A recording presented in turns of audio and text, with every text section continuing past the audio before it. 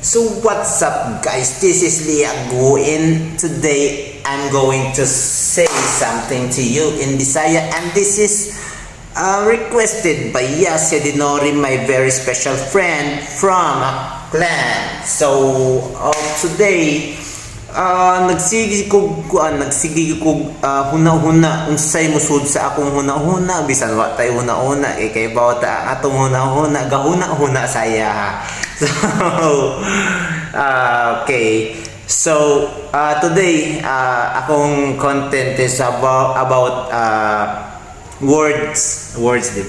So words kuno pag okay na words kung ikaw words, ikaw jambul ba ng words? Jambul sa ng buwang. So words, di ba? Nya ang gusto man niyas Bisaya man ta. Bisaya daw kuno gusto niya Bisayain mo ako ta. Okay, kani kung Bisayain ay. So words, sige ta words. Basta mo na English na to words kay Bisaya man ta. So words unsay mo abot kung imo i-rambol ng kanang sulti nga words, di ba? So sa ako is mo come up is kanang sword. So ingon na powerful ang words para sa ako depende na sa tao og ang iyahang kuan is minaw or kuan whatsoever iyahan na ginang decision what time mahimo na. So words nya kung imo i-jambul kay atta mahimo mo ng sword. Man say sword to. So sword, diba? Sword hait kaya sword na unsa katana ko na pwede ko na may mong katana, pwede na mong dagger.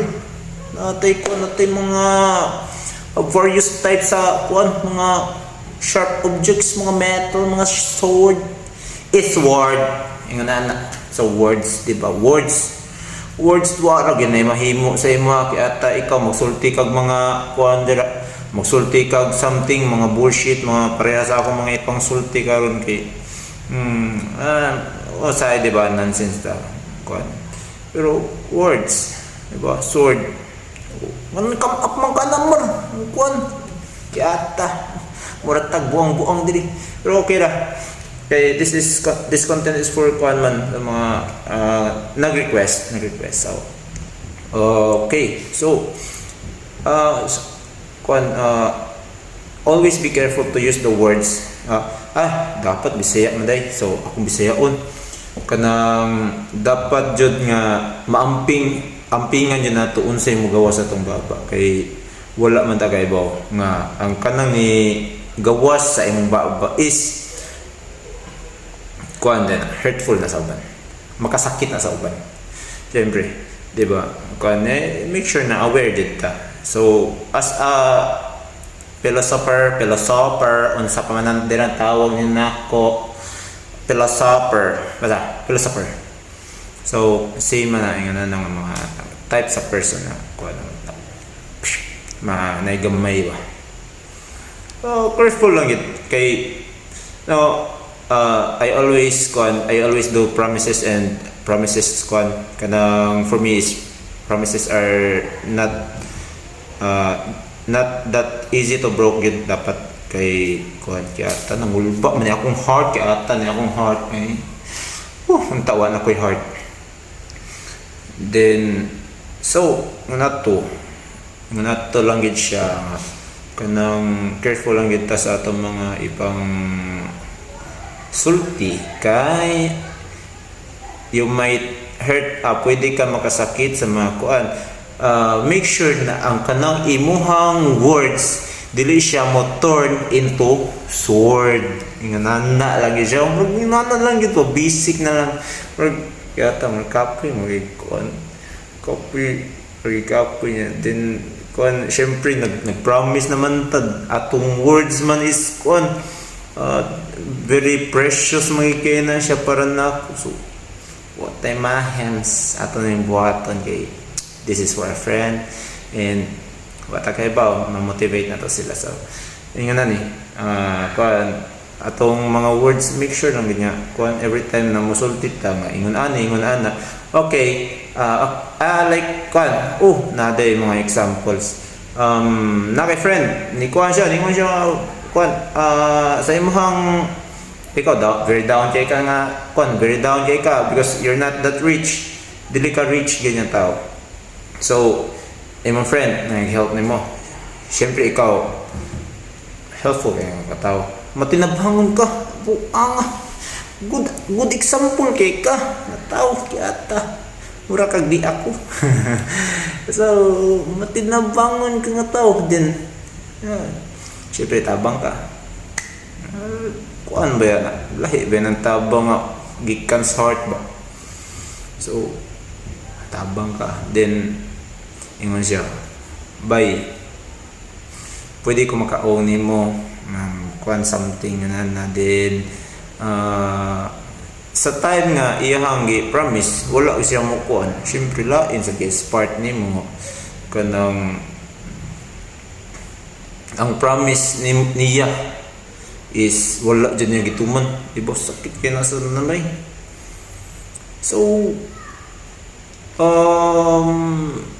this is kuan di gini ang video di gini siya kuan dili ang akong gimin is dili siya, so everybody is kanang kuan ni kanang kuan siya kanang everybody is aware jud siya nga naay mga tao nga sometimes if kanang makita sa tao nga improving ka nga klase sa tao di kuan nyo di kanang crab mentality murag kasag ata sud ala pagbuntag pang so yung na guys. So kuan ito before that the words become a sword, dapat yun mo i-set aside nga na kay kuan tinuod ba ka nga pagkatao, di ba ka bullshit, di ba ka robot, di ba ka AI. So make sure nga if you promise something, you do everything nga ang imong gi-promise is mahimong kuan become reality. Balag mga 20% lang at least ni-try ka ngayon ka nga kuan ay brad waay kuan ang girad nang naglisod ka brad pero okay ra ay syempre basin tao sa rebe mo sinatanan. So very Bisaya tayo, ambot lang ni nganong pinaka Bisaya man gid iyang gusto.